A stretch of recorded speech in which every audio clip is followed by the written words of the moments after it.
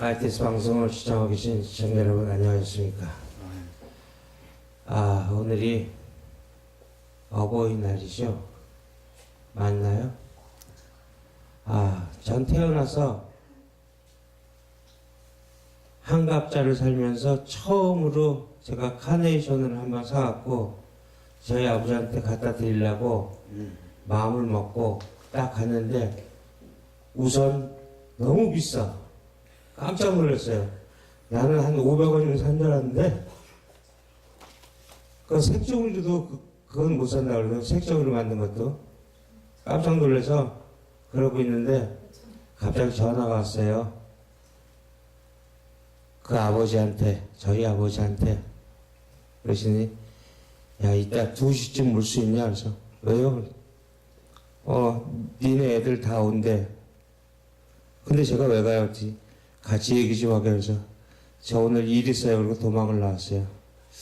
참 이러면 안 되는데 같이 또 이야기를 하다 보면 한 서너 시간 또 붙잡혀서 제가 해야 될 역할을 욕먹는 역할밖에 없을 것 같아갖고 순간적으로 일을 해야 돼요. 그러고선 나오려고 하는데 갑자기 마지막에 그 끊어지면서 들리는 전화 저쪽에서의 음성이 너 아무 일도 안 하는 백수가 무슨 일을 한다고 그러냐는 소리가 쫙 들리는데 가슴이 뜨끔해갖고 바로 그냥 네 그러고서 또 끊어버렸어요.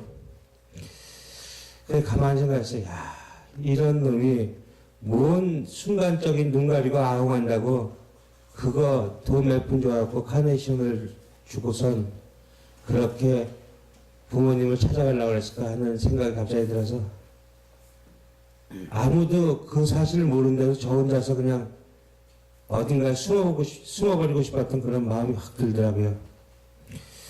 그래서 생각한 게 과연 우리가 지금 보고 있는 표지판이 어떤 것일까? 그게 과연 하늘의 그 뜻을 담은 진리의 그 표지판인가라는 생각을 한번 해봤어요. 우리가 요한복음을 읽다 보면 표적, 세메이언이라는 단어가 나오는데 그 단어는 표지판이라는 뜻을 가지고 있습니다. 그것은 성경에 나오는 기적을 보면서 그 기적 자체의 의미를 두어서 안 되고 그 기적이 가리키는 그것이 무엇인지를 올바로 볼 수 있어야 한다는 그런 말입니다. 예를 들어 주님께서 안식일에 38년 된 병자의 병을 고치십니다. 그 사건에서 유대인들은 주님께서 종말의 치유와 생명을 가져오시는 분이라는 것을 보아야 하고 그분 자체가 안식이라는 것을 보아야 하는데 그분은 정말 그 뜻으로 이 세상을 오신 건데 모든 사람들은 눈이 멀어 그 하늘에 속한 진리를 보지 못하고 오히려 그러한 일을 행한 주님을 핍박을 합니다. 마태복음 12장에서도 서기관과 바리새인들이 주님께 표적을 보여달라고 요구를 합니다. 그러자 주님께서 오직 내가 보일 수 있는 표적은 모두 선지자 요나의 표적뿐이다 라고 말씀하십니다. 그래서 주님께서 보이신 모든 기적은 요나가 사흘 밤낮을 물고기 뱃속에 들어가 있다가 나옴으로 죽어야 할 니느웨가 회개를 한 것처럼 주님께서 십자가에서 죽으시고 밤낮 사흘을 땅속에 계시다가 부활하심으로 말미암아 죽어 마땅한 자들이 살아나게 되는 새 창조에 관한 것들이 바로 표적을 가리키는 것들입니다. 이렇게 성경에 등장하는 모든 이적들은 예수 그리스도가 누구시며 그분이 하실 일이 무엇인가를 보여주는 것입니다. 사도행전에 사도들이 일으킨 기적도 마찬가지입니다.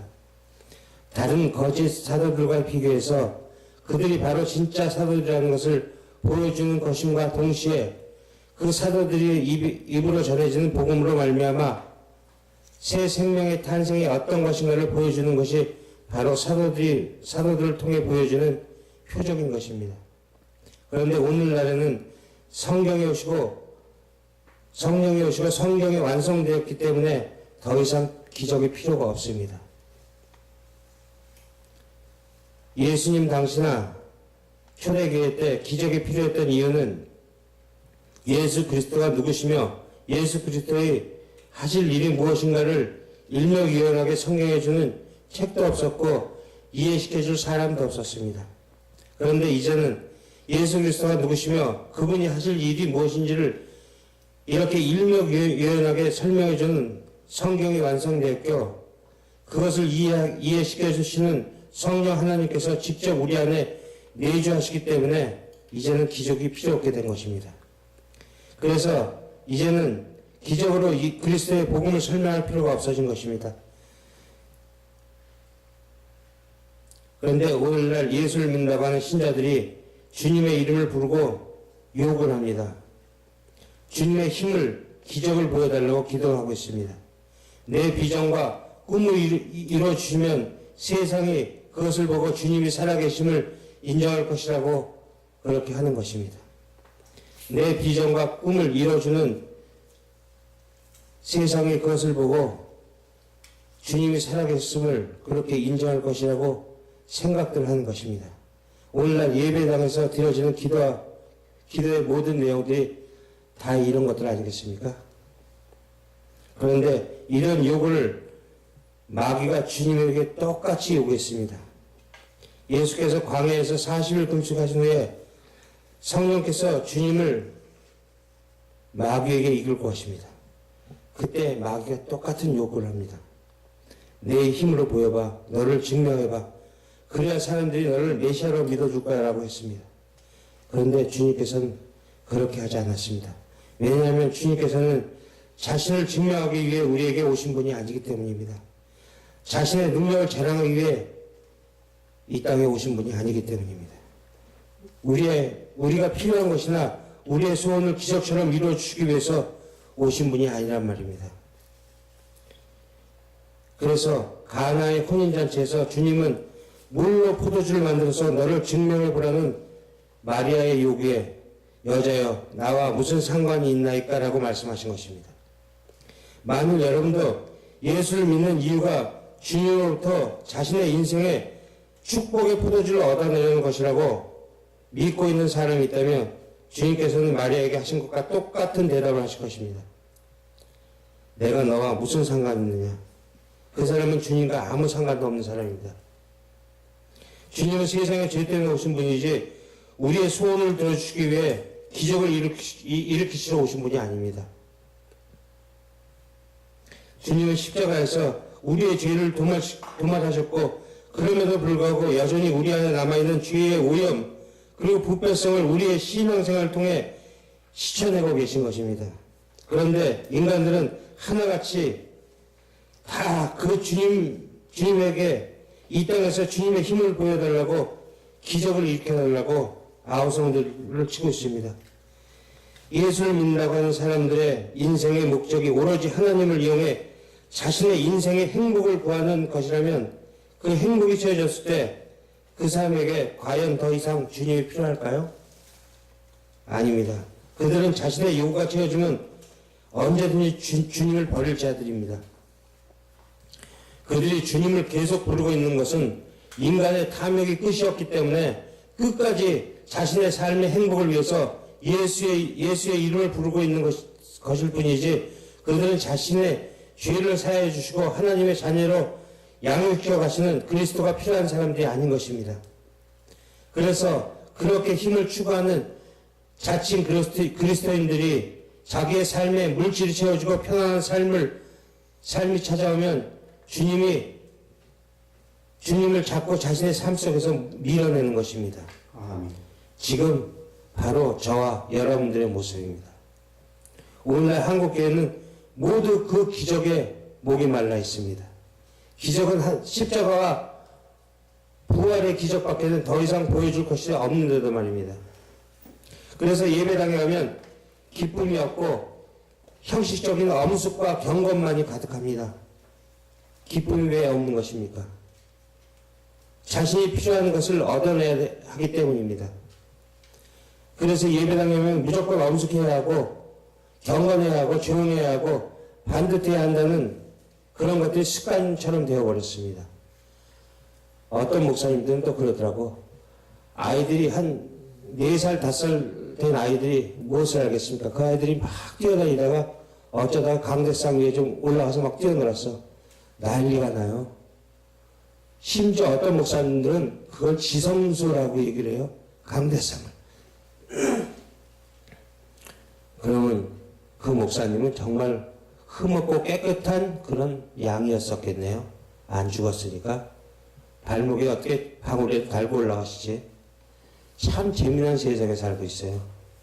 예수께서 다 이루셨다고 그렇게 말씀하시고 이 세상의 모든 죄를 도말하시고 하셨는데도 불구하고 아직까지도 그렇게 쓸데없는 소리들을 하고 있는 이 땅에 자칭 하나님의 종이라는 목회자들이 수두룩합니다. 뭐가 그렇게 거만하고 목사라는 직업을 무슨 굉장한 벼슬로 생각을 하고 있어요. 그냥 아무 뜻 없어요. 신학 공부 조금 했고 그걸 빌미로 정말 진짜 가리키고 그 다음에 그 양들을 위해서 무릎 꿇고 헌신하는 그 모습이 진정한 목사의 모습이지, 성도들한테 세상 시세말로 가오나 잡고 온갖 내가 니들보다 많이 알아, 니들보다 거룩해라고 폼잡고 있는 그 사람들이 그게 목사가 아닙니다. 우리가 예배당에 나가는 것은 새 생명을 선물 받은 자식이 그것을 선물해 주신 아버지를 기쁨으로 만나는 것입니다. 성도는 이미 하나님 나라를 선물로 받은 그런 사람들입니다. 사도 바울이 그런 얘기를 하죠. 우리가 이 땅에서 이 나그네 세상에서 잠깐 왔다 가면 그 하늘나라에 오면 하나님을 기업으로 주신다고 해요. 그 말은 그 땅에 가면 하나님과 내가 동일하게 왕의 자리를 누리면서 하나님이 누릴 수 있는 거 모두가 누릴 수 있다는 것입니다.